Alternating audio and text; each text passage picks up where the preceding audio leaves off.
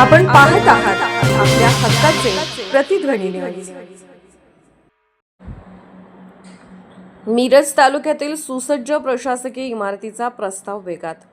मिरज तालुक्यातील सर्व शासकीय कार्यालये एकत्रितपणे कार्यरत राहावीत, तसेच नागरिकांना एकाच ठिकाणी सर्व सुविधा उपलब्ध व्हाव्यात या उद्देशाने सुसज्ज प्रशासकीय इमारत उभारण्याचा प्रस्ताव वेग घेत असल्याचे चित्र दिसत आहे.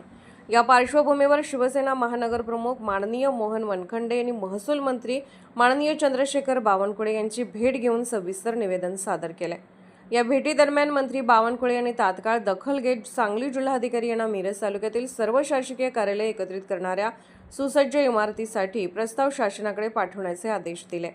यानंतर मोहन वनखंडे यांनी सांगली जिल्हाधिकारी यांची भेट घेऊन या विषयावर सविस्तर आणि सकारात्मक चर्चा केली.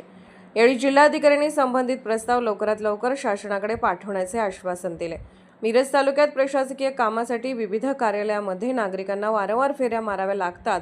प्रस्तावित सुसज्ज प्रशासकीय इमारतीमुळे ही समस्या मोठ्या प्रमाणात सुटण्याची अपेक्षा व्यक्त केली जात आहे. तसेच प्रशासनातील समन्वय वाढून कामकाज अधिक गतिमान होईल असा विश्वास व्यक्त केला जात आहे. आपण पाहत आहात प्रतिध्वनी चॅनल. अशाच बातम्या पाहण्यासाठी आमच्या चॅनलला सबस्क्राइब करा आणि बेल आयकॉनवर क्लिक करा.